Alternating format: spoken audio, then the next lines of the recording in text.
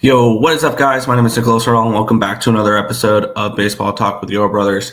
And today, we're going to talk about a free agent here because reports came out from Mike Puma saying that Pete Alonso is wanting a 7-year deal. And the first thing that I thought of was, whoa, that's a lot. We're going to look into it, though. We're going to look into will he get it? Who would give it to him? What other free agent first basements are on the market to kind of help or hurt his contract negotiations?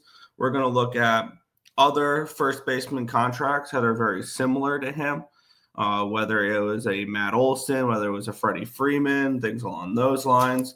So for starters, Pete Alonso is a free agent here.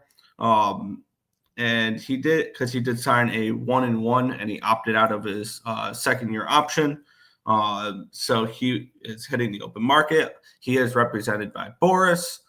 So you know that it's going to be very difficult negotiating with Scott Boras clients and them in general. So that's just something interesting to look at there. We'll look into other first baseman contracts as well because there was a couple that got similar contracts, but we also got to keep in mind the age of the player as well. So we'll first start with to get an idea. Other first baseman contracts to see what range she'd be signing in. First one I want to compare him to is Matt Olson, who on March 15th, 2022, signed a 8-year, $168 million deal. And I believe at that time, 2022, Matt Olson was 28 years old, though. He was 28. He was not 31 like Pete Alonso is. Right now, Matt Olson is 31 years old, and Pete Alonso is going to be 30. So if you cut off the first 3 years of that contract, you're looking in the 5 range, which would bring Pete Alonso up to his age 35, 36 season. And you'd be probably looking at a range of 105 million, 110 million if you follow along with Matt Olson's contract. Another one I wanted to really look at was when Freddie Freeman signed with the Dodgers. And he signed with the Dodgers back in 2022 as well. 27 million AAV, and it runs through the 2027 season. It was 6 years, $162 million. Something very similar that I could see Pete Alonso getting. Also, keep in mind, I think Freddie Freeman was a little bit older there as well because this contract was 3 years ago. Yes, he was 33 when he got this contract as well, which is going to bring him, because he was 33, that's going to bring him to around his age 38, 39 season, which is older than Pete Alonso. So do I think Pete Alonso is going to get the 7 years he's asking for? No, not at 30 years old. But with that being said, I think he could sign a 5-year deal and get an extension after that if he continues to put up the numbers that he does. Let's take a look at other free agent first basemen to see if there really is anybody in his market that could really be like, oh, the Mets can just look at this guy instead. And there's a couple. Nothing crazy, though. There's Cody Bellinger, who is around the same age as Pete Alonso, where his market value is around $30 million. There's Josh Naylor, who's 28 years old. His market's around $15 million.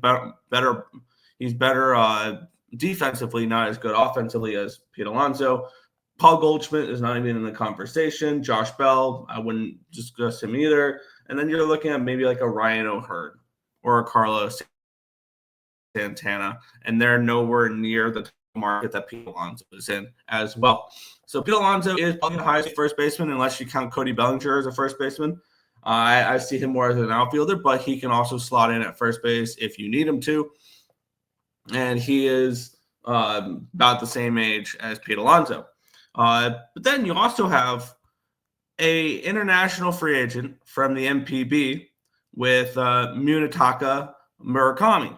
Now, Munetaka Murakami is probably, I think, when you compare him to Pete Alonso, I think this is the best replacement if the Mets were looking to go elsewhere at the first base position. He's 25 years old, and he currently does hold the record for, I believe, most all-time home runs in the MPB. He also has the record for the most home runs in an MPB season, a very defensive-driven league. He had 56 home runs in 2022. And he's a power-hitting first baseman. He's only 25 years old, and he probably won't be as expensive as Pete Alonso. He won't be as expensive as a Matt Olson or Freddie Freeman back when they got their contracts in 2022. He won't be as expensive as Cody Bellinger either. And if you want to sign him to a 7-year deal instead of Pete Alonso, you're signing him through his age 33 season rather than signing him through his age 37 season. The only problem is he is unproven in the major leagues, but I do believe that his power can translate a decent amount to the MLB. Now, will he beat Pete Alonso levels? No, not right away, obviously, but maybe over the time of the contract, he can be more of that power-hitting first baseman that a team like the Mets can use. So there are free agent first basemen out there. Now, another question here, which will help dictate the market, is which teams need first basemen? And when we go through the league here, for teams that are going to be contending that would be interested in a Pete Alonso, let's take a look. Milwaukee, no. See, Philadelphia could be an interesting one if they let Kyle Schwarber walk, and they have Pete Alonso be the DH. The Dodgers, no, they have Freddie Freeman, and they have Shohei Ohtani in the DH role. I see no time there. The Cubbies could be an interesting one, but they do have Michael Busch at the moment. But if they lose Kyle Tucker, I could see them going out and making a splash. Wouldn't shock me to see the Cubbies be interested in them. I don't see the Padres really interested in them. I don't see the Reds really interested in them. I think the more interest would be in the American League. And I think there's 2 teams that you can obviously circle in the American League, maybe 3, to be like, yeah, we want a first baseman, and Pete Alonso could be the answer. 4 maybe, actually, when we look at it. The first one is the Seattle Mariners. They're currently in the ALCS right now. They took a 1-0 series lead over Toronto last night, as the time of this recording. And they have Josh Naylor being a free agent at the end of this season. So that could be an interesting fit for Pete Alonso to go out to the Pacific Northwest and join the Seattle Mariners, a contending baseball team right now, and the Mariners get that power hitter that they want. Another team is the New York Yankees. Because what are they going to do with obviously Paul Goldschmidt's leaving? They're not re-signing Paul Goldschmidt. Cody Bellinger could leave, and who knows what they want to do with that catching tandem of Austin Wells and Ben Rice. Ben Rice broke out this year. Could he be the starting catcher going forward and Pete Alonso at first base? That could be an interesting look as well. The Boston Red Sox. They've had a revolving door of first baseman. Tristan Casas couldn't stay healthy. Nathaniel Lowe played first base for a little bit. Dom Smith played some first base for them this year. Would it shock you if they let Bregman walk and they go inside Pete Alonso? Detroit can be an interesting one as well. The Astros struggled to find first baseman for years. Would it shock you if Dana Brown of the Astros calls up Pete Alonso and offers him a deal like that? So, and then, of course, there's the stupid teams like the Angels who can give him 7 years. I think if anybody gives Pete Alonso 7 years, it's going to be the Angels. But at the end of the day, I don't see Pete Alonso getting 7 years. I think it's a 5-year deal that he receives. It should be around 5 for $150, and I think that'll be the contract the Mets would be okay re-signing him to. Do the Mets re-sign him? I don't know. I at this point, with what he has said in his camp and how much he wants and stuff like that, I don't know if you're David Stearns, you offer him something like that. I just don't know if you do. Kind of one I want to look over. My prediction is I think he does resign with the Mets at the end of the day. I'm not confident about it, but I would lean that direction. And I think he signs something along the lines of 5 for 150. I think this is going to be a few months from now.